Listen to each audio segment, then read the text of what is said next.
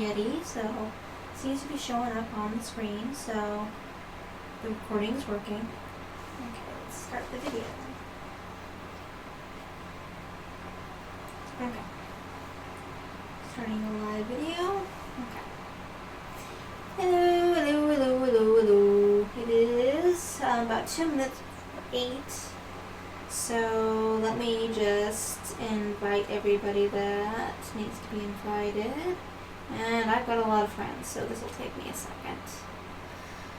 But welcome again to another episode of Nighttime Reading Hour with me, Ash, from Kindling the Hearthfire. And tonight is Tyrst. I can never figure out how to pronounce that. I think it's Tryst. Tuesday.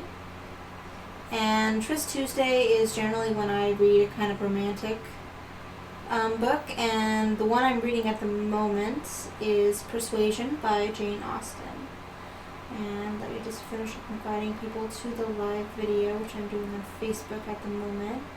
At the moment it's 8 p.m. Pacific Standard Time, and that's generally when I start these videos, either live videos on Facebook, or I upload them onto Facebook, which wasn't working very well for the last couple weeks.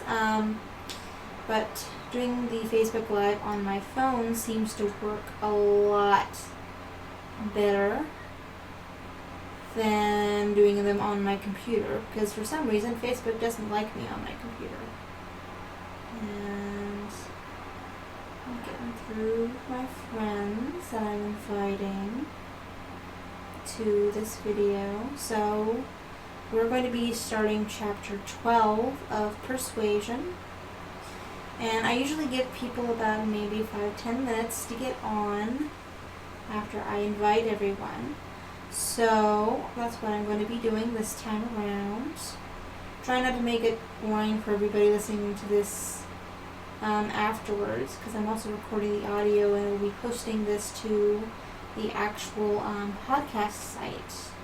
I posted originally through a program called Anchor, which is a wonderful program, but it also aggregates to most places you can get podcasts. So that's where you'll be seeing this, the audio version. And eventually I will get back to posting on YouTube as well, but that won't be until I can find my Kindle, because that's where I have all my books saved. And right now I'm using my computer to look up the Kindle stuff. And that makes it a little bit interesting, because I was using a separate device. So at that point I was able to do audio and video on 2 separate devices, because I had a third device that I was doing the books on, because they are mostly from, let's see, the Gutenberg Project, where I get all my books from, or most of them from. There's some other places I get them from, like the archive.org, but they're out of print, or actually out of copyright is probably the correct term for it. That's where I get all my books from. So I'm just stalling until I can get all these people invited, because I've got a lot of friends apparently on Facebook. I've got over 100 people on here, so I'm inviting most everyone that is on my list here. Okay, now I'm at the end of that list, and I've also invited myself and several other people. But get this thing started, and comments will appear on the bottom of my screen.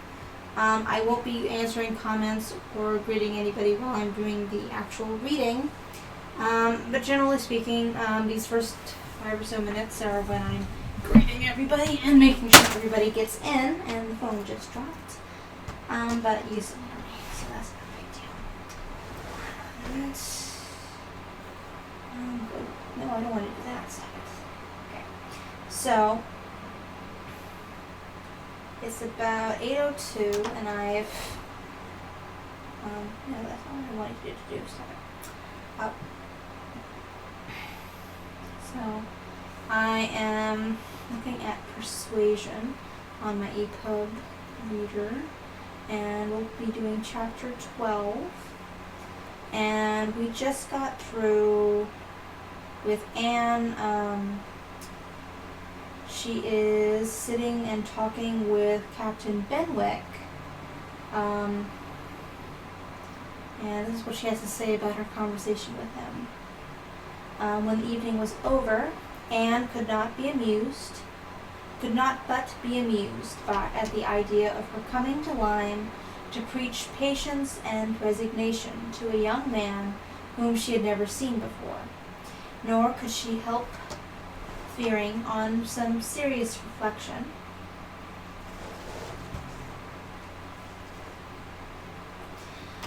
that, like many other great moralists and preachers, she had been eloquent on a point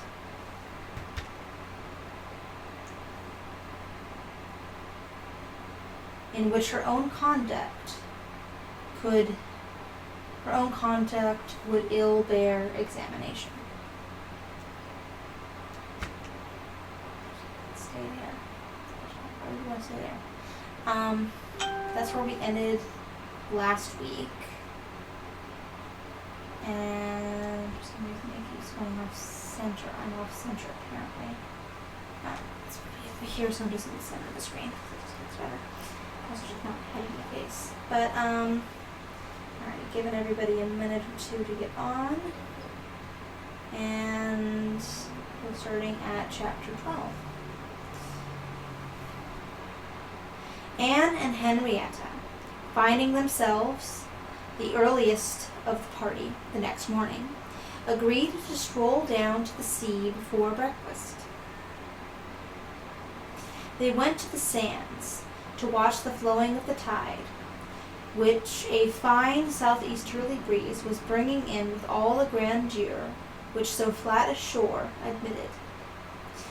They praised the morning, glorified in the sea, sympathized with the delight of the fresh-feeling breeze, and were silent, till Henrietta suddenly began again with, "Oh, yes, I am quite convinced, with very few exceptions, the sea air always does good.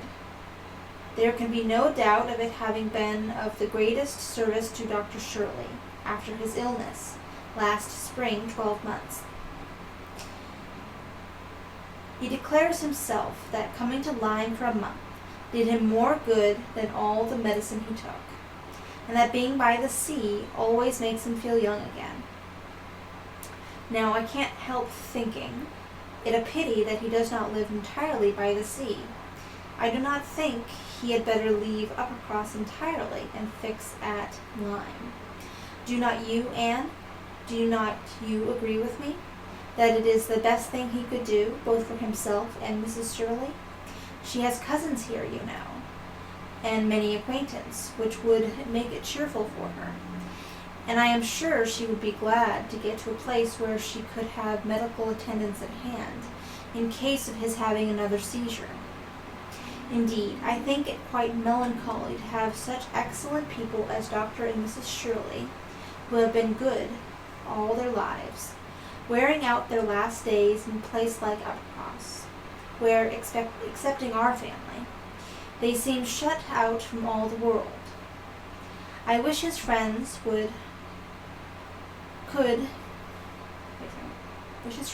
propose it to him. I really think they ought. And as to procuring a dispensation, there could be no difficulty in his time of life, and with his character.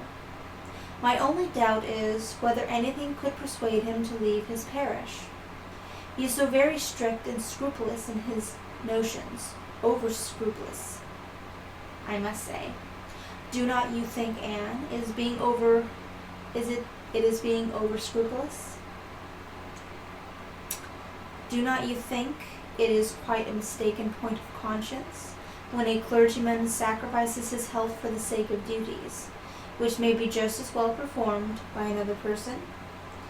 And at Lyme, too, only 17 miles off, he would be near enough to hear if people thought there was anything to complain of. Anne smiled more than once to herself during this speech. and entered into the subject, as ready to do good by entering into the feelings of a young lady as of a young man, though here it was good of a lower standard, for what could be offered but general acquiescence? She said all that was reasonable and proper on the business, felt the claims of Dr. Shirley to repose as she ought, saw how very desirable it was that he should have some active, respectable young man as a resident curate, and was even courteous enough to hint at the advantages of such resident curates being married. "I wish," said Henrietta, very well pleased with her companion, "I wish Lady Russell lived at Uppercross, and were intimate with Dr. Shirley. I have always heard of Lady Russell as a woman of greatest influence with everybody. I always look upon her as able to persuade a person to anything. I am afraid of her, as I have told you before, quite afraid of her, because she is so very clever, but I respect her amazingly, and wish we had such a neighbor at Uppercross." Anne was amused by Henrietta's manner of being grateful, and amused also that the course of the events and the new interests of Henrietta's views should have placed her friend at all in favor of any of the Musgroves family. She had only time, however, for a general answer, and a wish that such another woman were at Uppercross, before all subjects suddenly ceased, on seeing Louisa and Captain Wentworth coming towards them. They came also for a stroll till breakfast was likely to be ready, but Louisa, recollecting immediately afterwards that she had something to procure at a shop, invited them all to go back with her into the town. They were all at her disposal. When they came to the steps leading upwards from the beach, a gentleman, at the same moment preparing to come down, politely drew back and stopped to give them way. They ascended and passed him, and as they passed, Anne's face caught his eye, and he looked at her with a degree of earnest admiration, which she could not be insensible of. She was looking remarkably well, her very regular, very pretty features, having the bloom and freshness of youth restored by the fine wind which had been blowing on her complexion, and by the animation of eye which it had also produced. It was evident that the gentleman, completely a gentleman in manner, admired her exceedingly. Captain Wentworth looked round at her instantly in a way that shewed his noticing of it. He gave her a momentary glance, a glance of brightness, which seemed to say, "That man is struck with you, and even I, at this moment, see something like Anne Elliot again."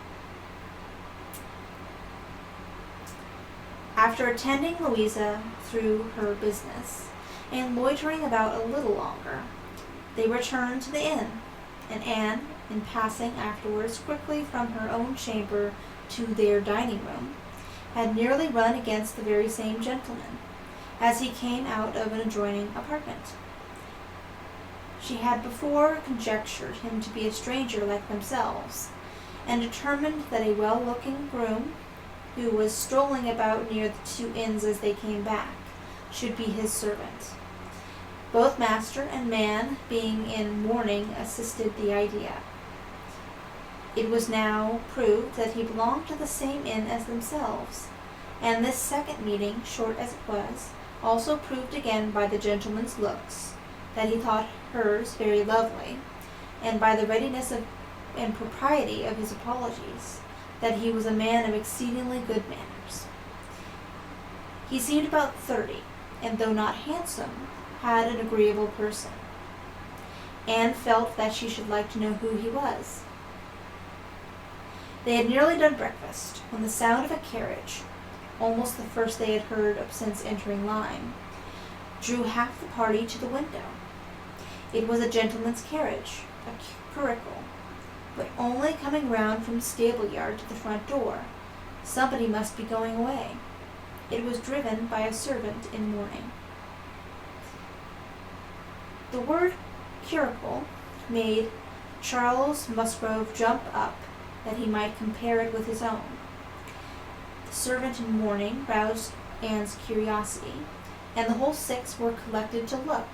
By the time the owner of the curricle was to be seen issuing from the door amidst the bows and civilities of the household, and taking his seat to drive off. "Ah," cried Captain Wentworth instantly, and with half a glance at Anne, "it is the very man we passed." The Miss Musgroves agreed to it, and having all kindly watched him as far up the hill as they could, they returned to the breakfast table. The waiter came into the room soon afterwards. "Pray," said Captain Wentworth immediately, "can you tell us the name of the gentleman who just has gone away?"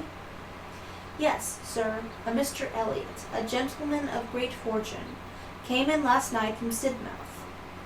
Dare say you heard the carriage, sir, while you were at dinner, and going on now for Crewkerne, in his way to Bath and London." Elliot!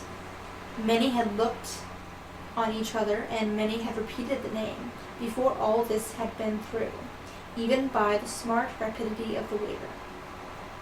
"Bless me," cried Mary, "it must be our cousin. It must be our Mr. Elliot. It must indeed.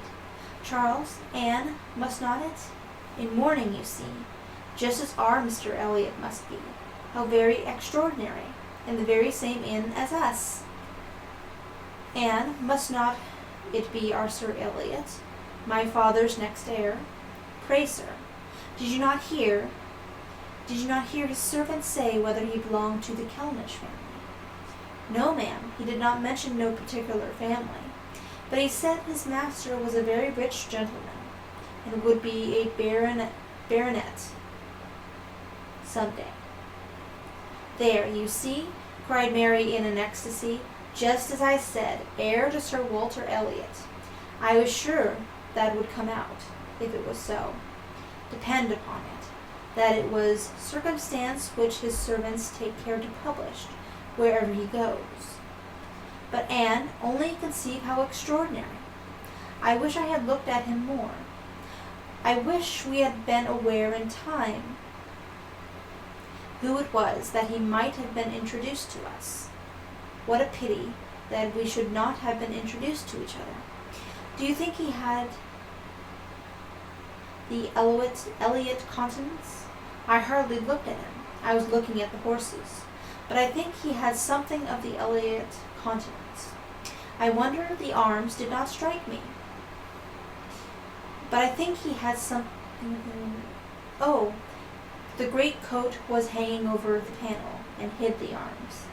So it did. Otherwise, I am sure I should have observed them, and the livery too. Livery. If the servant had not been in mourning, one should have known him by the light livery.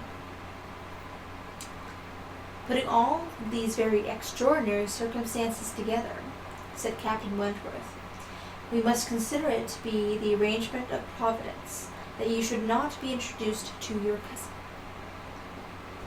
When she could command Mary's attention, Anne quietly tried to convince her that her father and Mr. Elliot had not, for many years, been on such terms as to make the power of attempting an introduction at all desirable. At the same time, however, it was a secret gratification to herself to have seen her cousin, to know that the future owner of Kelnish was undoubtedly a gentleman, and had an air of good sense. She would not, upon any account, mention her having met with him the second time. Luckily, Mary did not much attend to their having passed close by him in the earlier walk, but she would have felt quite ill-used by Anne's having actually run against him in the passage, and received his very polite excuses, while she had never been near him at all. No, that cousinly little interview must remain a perfect secret. "Of course," said Mary, "you will mention our seeing Mr. Elliot the next time you write to Bath. I think my father certainly ought to hear of it. Do mention all about him." Anne avoided a direct reply.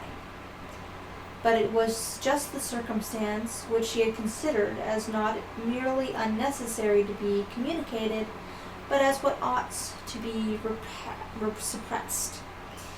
The offense which had been given her father many years back, she knew.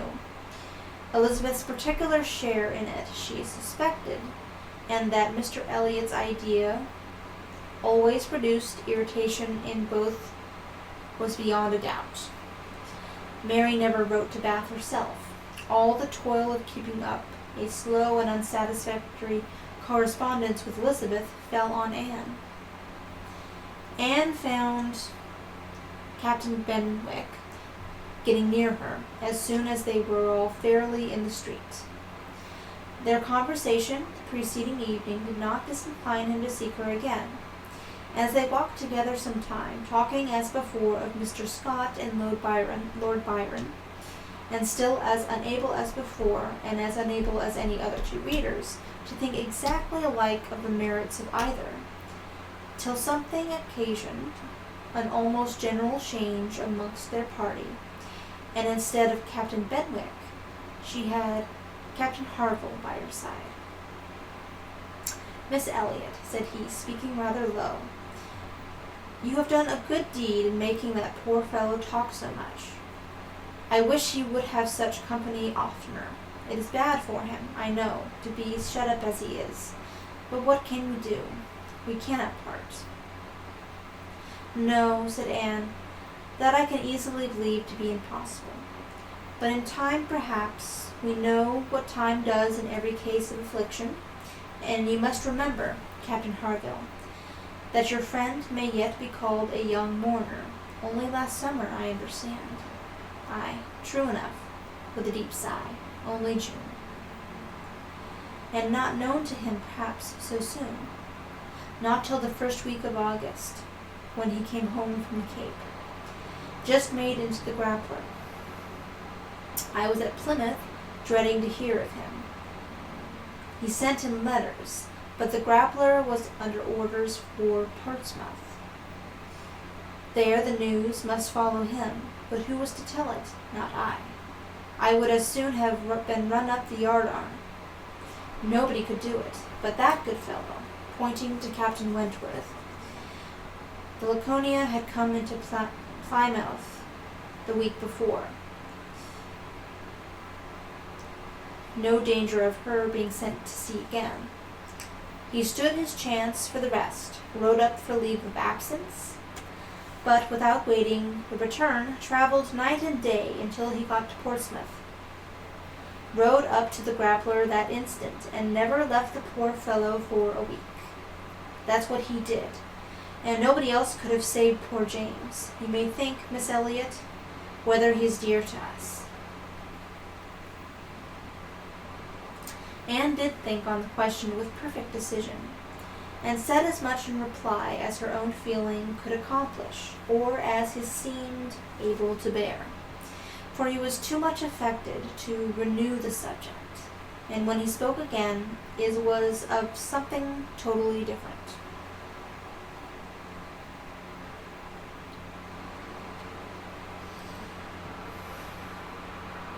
Mrs. Harville's giving it as her opinion that her husband would have quite walking enough by the time he reached home, determined the direction of all the party in what was to be their last walk.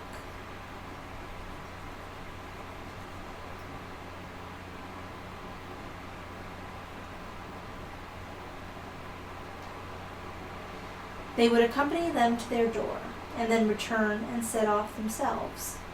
By all their calculations, there was just time for this, but as they drew near the Cobb, there was such a general wish to walk along it once more, all there so inclined, that Louisa soon grew so determined that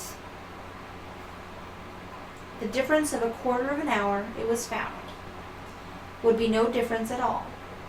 So with all the kind leave-taking and all the kind interchange of invitations and promises which may be imagined, they parted from Captain and Mrs. Harville at their own door, and still accompanied by Captain Benwick, who seemed to cling to them to the last, proceeded to make the proper adieus to the cob.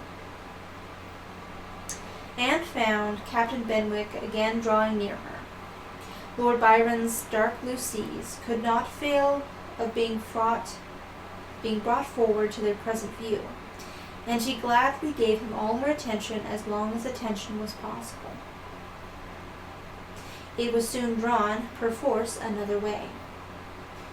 There was too much wind to make the high part of the new cob pleasant for the ladies, and they agreed to get down the steps to the lower, and all were contented to pass quietly and carefully down the steep flight, excepting Louisa. She must be jumped down them by Captain Wentworth. In all their walks he had to jump her from the stiles. The sensation was delightful to her. The hardness of the pavement for her feet made him less willing upon the present occasions.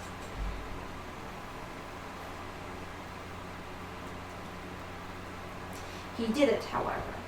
She was safely down, and instantly, to show her enjoyment, ran up the steps to be jumped down again. He advised her against it, thought the jar too great. But no, he reasoned and talked in vain, and she smiled, and said, "I am determined I will." He put out his hands, and she was too precipitate by half a second. She fell on the pavement, on the lower cob, and was taken up lifeless.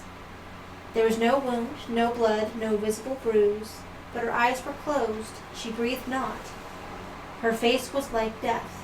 The horror of the moment to all stood round. Captain Wentworth, who had caught her up, knelt with her in his arms, looking on her with faces pallid as her own, in an agony of silence. "She is dead! She is dead!" screamed Mary, catching hold of her husband and contributing with his own horror to make him immovable. And in another moment, Henrietta, sinking under the conviction, lost her senses too, and would have fallen on the steps but for Captain Benwick and Anne, who caught and supported her between them. "Is there no one to help me?" were the first words which burst from Captain Wentworth in a tone of despair, as if all his own strength were gone.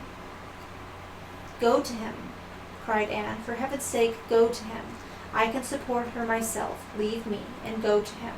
Rub her hands, rub her temples, there are salts. Take them, take them." Captain Benwick obeyed, and Charles at the same moment disengaged himself from his wife. They were both with him, and Louisa was raised up and supported more firmly between them, and everything was done that Anne had prompted, but in vain, while Captain Wentworth, staggering against the wall for support, exclaimed in the bitterest agony, "O God, her father and mother!" "A surgeon," said Anne. He caught the word. It seemed to rouse him at once, and saving only, true, a surgeon this instant, was darting away, when Anne eagerly suggested, "Captain Benwick, would not it be better for Captain Benwick? He knows where a surgeon is to be found." Everyone capable of thinking felt the advantage of the idea, and in a moment, it was all done in rapid moments. Captain Benwick had resigned the poor corpse-like figure entirely to the brother's care, and was off to the town with the utmost rapidity. As to the wretched party left behind, it could scarcely be said which of the three, who were completely rational, was suffering most. Captain Wentworth, Anne, or Charles, who really a very affectionate brother, hung over Louisa with sobs of grief, and could only turn his eyes from one sister to see the other in a state of insensible, or to witness the hysterical agitation of his wife, calling on him for help which he could not give. Anne, attending with all the strength and zeal and thought which instinct replied to Henrietta, still tried at intervals to suggest comfort to the others, tried to quiet Mary, to animate Charles, to assuage the feelings of Captain Wentworth. Both seemed to look to her for directions. Anne, cried Charles, what is to be done next? What in heaven's name is to be done next?" Captain Wentworth's eyes were also turned towards her. Had not she better be carried to the inn? Yes, I am sure. Carry her gently to the inn. Yes, yes, to the inn, repeated Captain Wentworth, comparatively collected and eager to be doing something. I will carry her myself. Musgrove, take care of the others. By this time the report of the accident had spread among the workmen and boatmen about the cob, and many were collected near them, to be useful if wanted, at any rate, to enjoy the sight of a dead young lady, nay, 2 dead young ladies, for it proved twice as fine as the first report. To some of the best looking of these good people Henrietta was consigned, for though partially revived, she was quite helpless, and in this manner, Anne walking by her side, and Charles attending to his wife, they set forward, treading back with feelings unutterable, the ground which so lately, so very lately, and so light of heart, they had passed along. They were not off the cob before the Harvilles met them. Captain Benwick had been seen flying by their house, with a countenance which showed something to be wrong, and they had set off immediately, informed and directed as they passed towards the spot. Shocked as Captain Harville was, he brought senses and nerves that could be instantly useful, and looked between him and his wife, decided what must be done. She must be taken to their house. All must go to their house and await the surgeon's arrival there. They would not listen to scruples. He was obeyed. They were all beneath his roof. And while Louisa, under Mrs. Harville's direction, was conveyed upstairs and given possession of her own bed, assistance, cordials, restoratives were supplied by her husband to all who needed them. Louisa had once opened her eyes, but soon closed them again, without apparent consciousness. This had been a proof of life, however, of service to her sister, and Henrietta, though perfectly incapable of being in the same room with Louisa, was kept by the agitation of hope and fear from a return of her own insensibility. Mary, too, was growing calmer. The surgeon was with them before it had seemed possible. They were sick with horror while he examined, but he was not hopeless. The head had received a severe contusion, but he had seen greater injuries recovered from. He was by no means hopeless. He spoke cheerfully. That he did not regard it as a desperate case, that he did not say a few hours must end it, was at first felt beyond the hope of most, and the ecstasy of such a reprieve, the rejoicing deep and silent, after a few fervent ejaculations of gratitude to heaven, had been offered, may be conceived. The tone, the look, with which thank God was uttered by Captain Wentworth, Anne was sure could never be forgotten by her, nor the sight of him afterwards, as he sat near the table, leaning over it with folded arms and face concealed, as if overpowered by the various feelings of his soul, and trying by prayer and reflection to calm them. Louisa's limbs had escaped. There was no injury but to the head. It now became necessary for the party to consider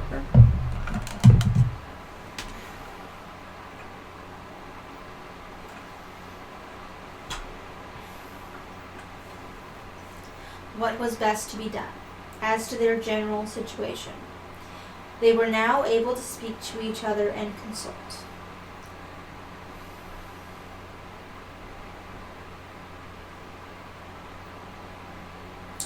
That Louisa must remain where she was, however, distressed to her friends to be involving the Harvilles in such trouble, did not admit a doubt. Her removal was impossible. The Harvilles silenced all scruples, and as much as they could all gratitude. They had looked forward and arranged everything before the others began to reflect. Captain Benwick must give up his room to them, and get another bed elsewhere, and the whole was settled. They were only concerned that the house could accommodate no more, and yet perhaps by putting the children away in the maid's room, or swinging a cot somewhere, They could hardly bear to think of not finding room for 2 or 3 besides, supposing they might wish to stay, though with regard to any attendance on Miss Musgrove, there need not be the least uneasiness in leaving her to Mrs. Harville's care entirely. Mrs. Harville was a very experienced nurse, and her nursery maid, who had lived with her long and gone about with her everywhere, was just such another. Between these two, she could want no possible attendance by day or night. And all this was said with a truth and sincerity of feeling irresistible. And I'm going to turn on the lights real quick. How's everybody doing? As I now drop my phone. There we go. Of course. I'm going to turn on a light because it's starting to get a little bit dark in here. Just a smidge. There we go. Much better. You can actually see.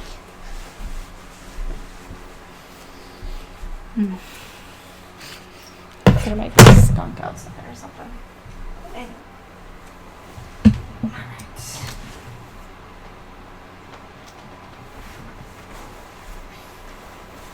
Not much better.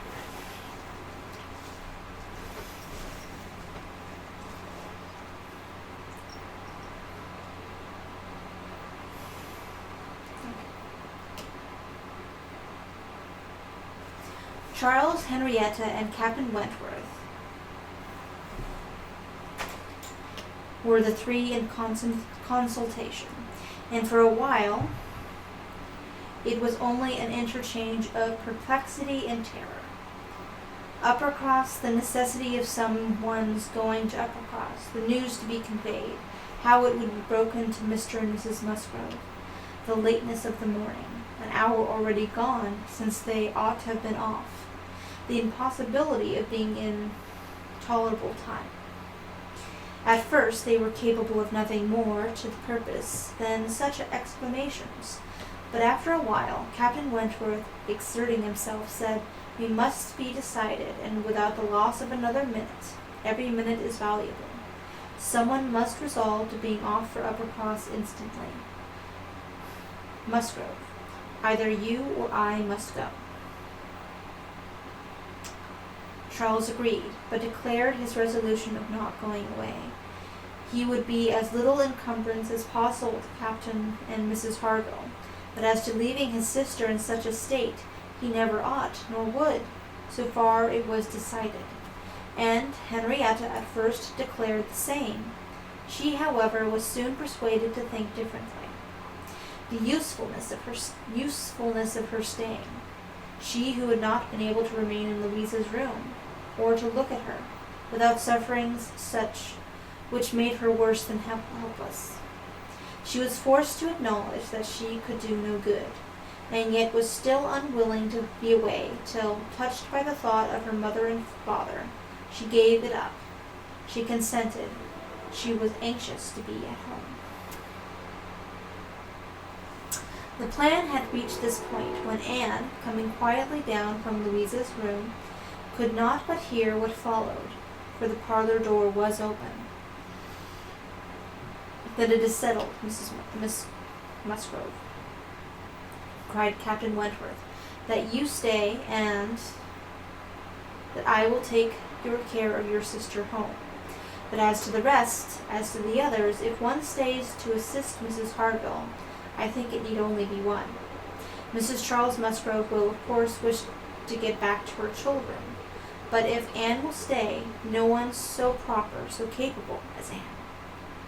She paused a moment to recover from the emotion of hearing herself so spoken of.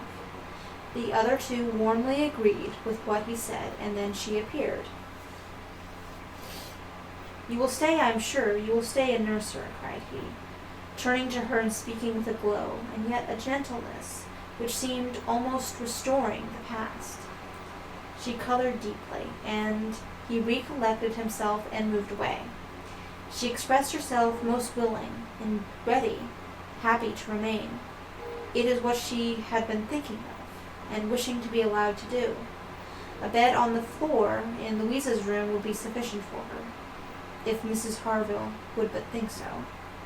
One more thing, and all seemed arranged.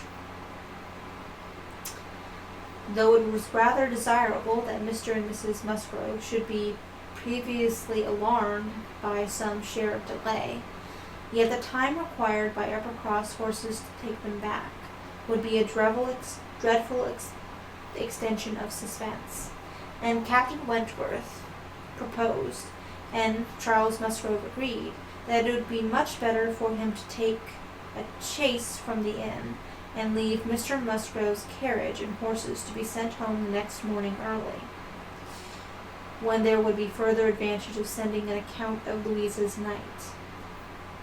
Captain Wentworth now hurried off to get everything ready on his part, and to be soon followed by the two ladies. When the plan was made known to Mary, however, there was an end of all peace in it. Of course. She was so wretched and so vehement, complaining so much of injustice of being expected to go away instead of Anne, who was nothing to Louisa, while she was her sister, and had the best right to stay in Henrietta's stead. Why was not she to be as useful as Anne, and to go home without Charles too, without her husband? No, it was too unkind, and in short she said more than her husband could long withstand, and as none of the others could oppose when he gave way, there was no help for it. Change of Mary for Anne was inevitable. Anne had never submitted more reluctantly to the jealous and ill-judging claims of Mary. But so it must be, and they set off for the town, Charles taking care of his sister, and Captain Benwick attending her. She gave a moment's recollection as she hurried along to the little circumstances which the same spots had witnessed early in the morning. There she had listened to Henrietta's schemes for Dr. Shirley's leaving Uppercross. Farther on, she had first met first seen Mr. Elliot. A moment seemed all that could now be given to any one but Louisa, or those who were wrapped up in her welfare. Captain Benwick was most considerately attentive to her, and united as they seemed to be by the distress of the day, she felt an increasing degree of goodwill towards him, and a pleasure even in thinking that it might perhaps be the occasion of continuing their acquaintance. Captain Wentworth was on watch for them, and a chaise and four in waiting, stationed for their convenience in the lowest part of the street.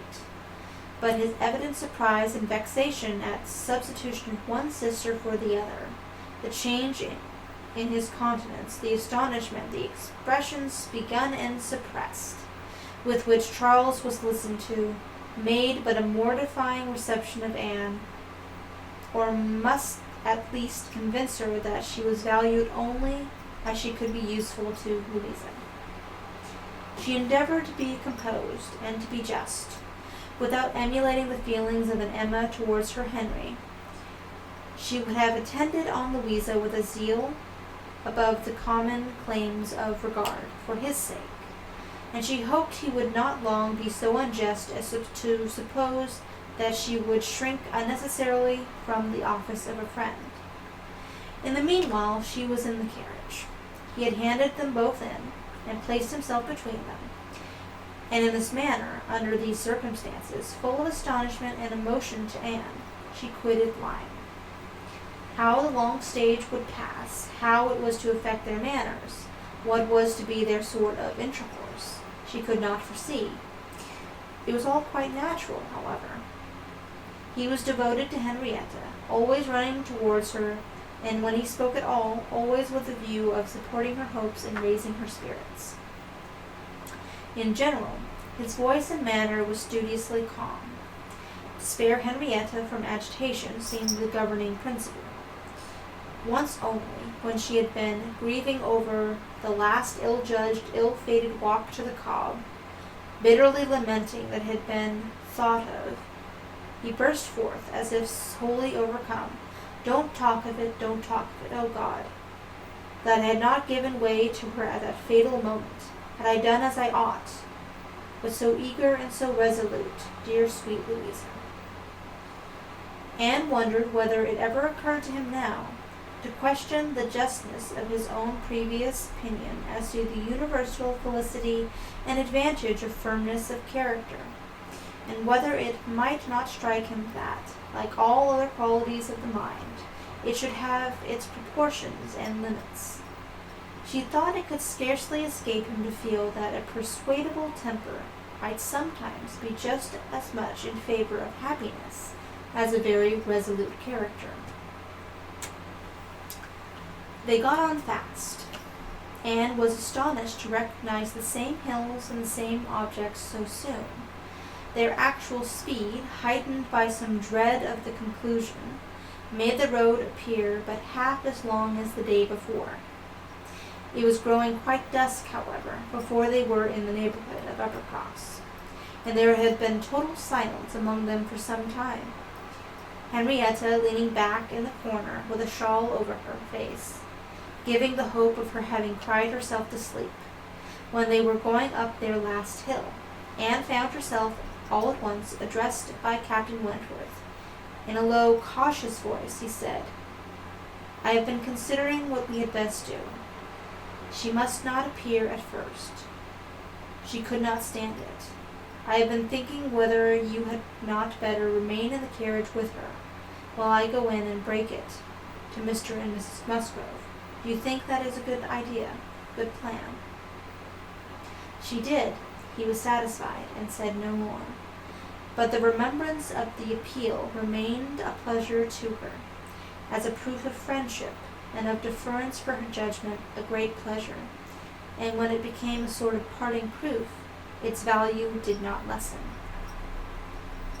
When the distressing communication at Uppercross was over, and he had seen the father and mother quite as composed as could be hoped, and the daughter all the better for being with them, he announced his intention of returning in the same carriage to Lyme, and when the horses were baited, he was off.